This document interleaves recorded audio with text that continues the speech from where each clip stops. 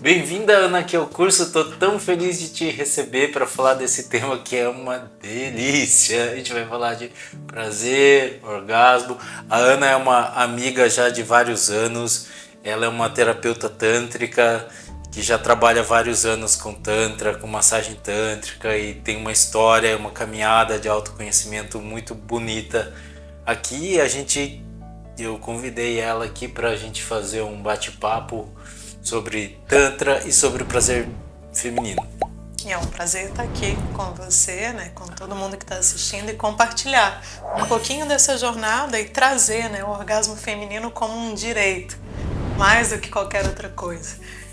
Antes de falar de prazer, eu queria falar assim que a gente tem que enxergar a mulher como se fosse um ser biopsicossocial.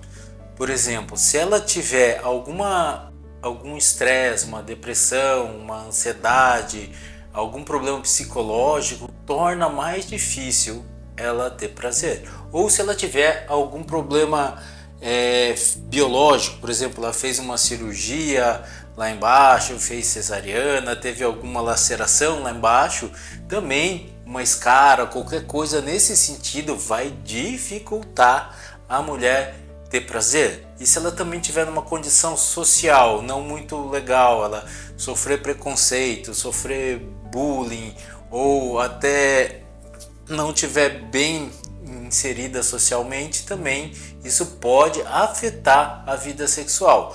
E na parte física também eu gosto de falar, a atividade física vai influenciar na tua vida sexual. Se você come bem, isso também vai influenciar na tua vida sexual.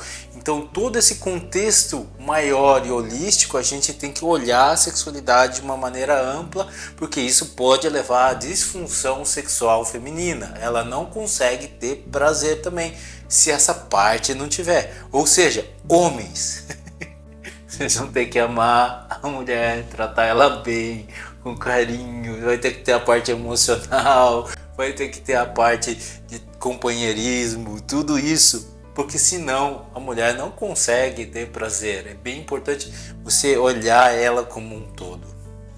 É importante isso que você traz, né? Se 7 em cada 10 pessoas com ansiedade e depressão são mulheres, se a gente traz uma exaustão, né, pela rotina tripla, quádrupla de trabalho, o nível de violência contra a mulher é muito alto, a maioria das mulheres já sofreu algum tipo de abuso, a gente não pode deixar de considerar esse contexto ao falar de prazer. Ao mesmo tempo que, e é por isso que eu trouxe na minha primeira fala, o prazer é um direito nosso. Então, mesmo com tudo isso, que eu possa me dar o direito e a permissão de sentir prazer, de ter o meu orgasmo, e isso é uma revolução. É mudar tudo que está sendo falado da própria mulher.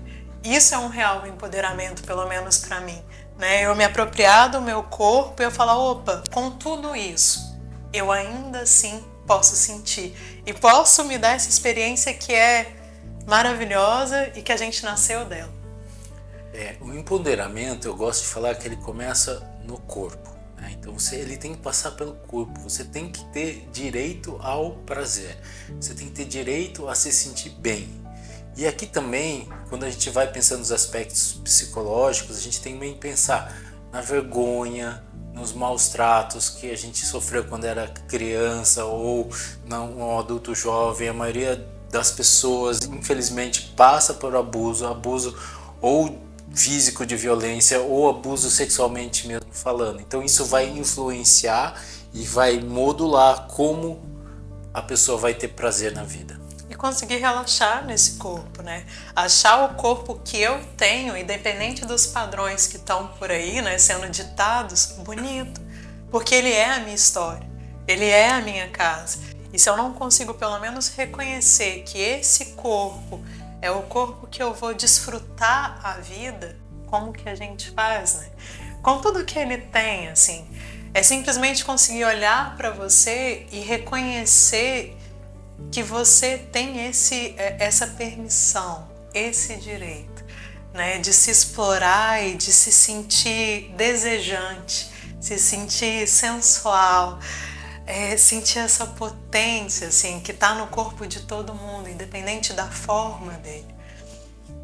prazer com certeza é nosso e a gente é merecedor dele.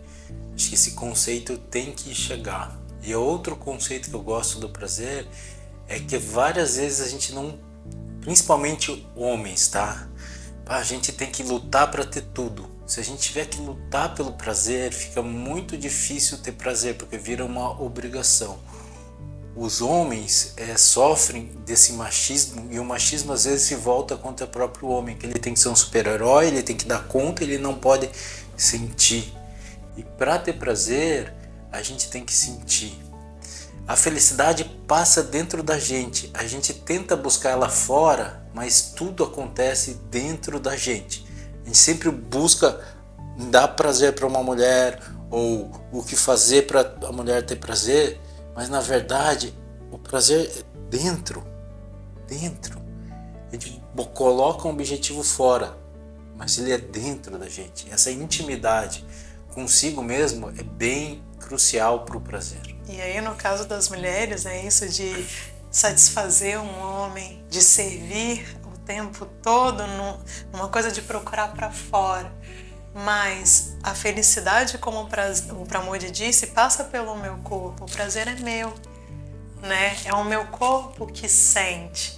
Então, é compartilhar com a outra pessoa, entendendo que é algo que passa por mim, né? Que eu sou a dona do meu prazer e que, sabendo e entendendo isso e me permitindo, aí eu posso compartilhar com as outras pessoas. E vamos trazer qual que é a diferença do prazer e do orgasmo, que a gente vai levar essa aula pelo menos para o orgasmo feminino, né? A gente vai falar, no fim dessa sequência de aulas você vai entender sobre prazer e principalmente sobre o orgasmo feminino. A gente está só dando uma entrada com o prazer, mas a gente vai falar de orgasmo, de tipos de orgasmo, de tudo isso.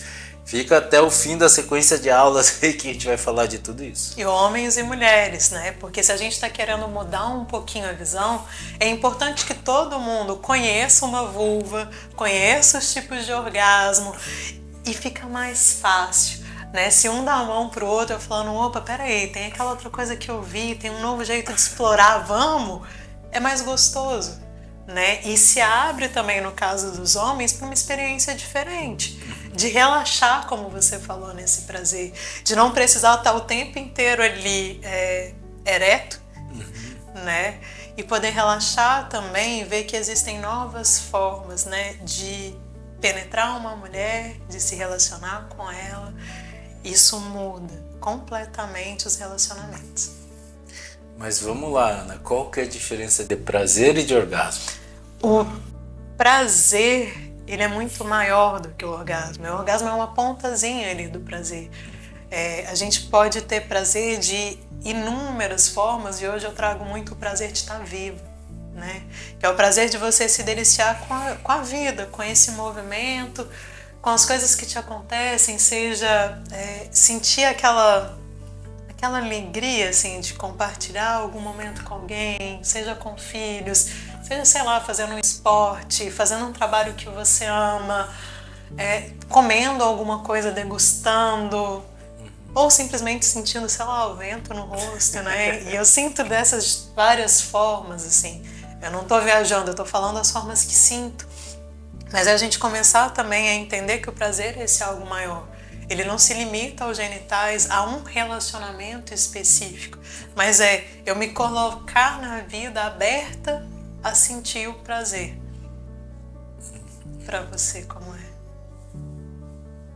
O prazer, né? O prazer para mim é essa sensação que traz uma alegria, traz um bem-estar, mas o principal aqui que eu quero falar para vocês sobre prazer é você realmente...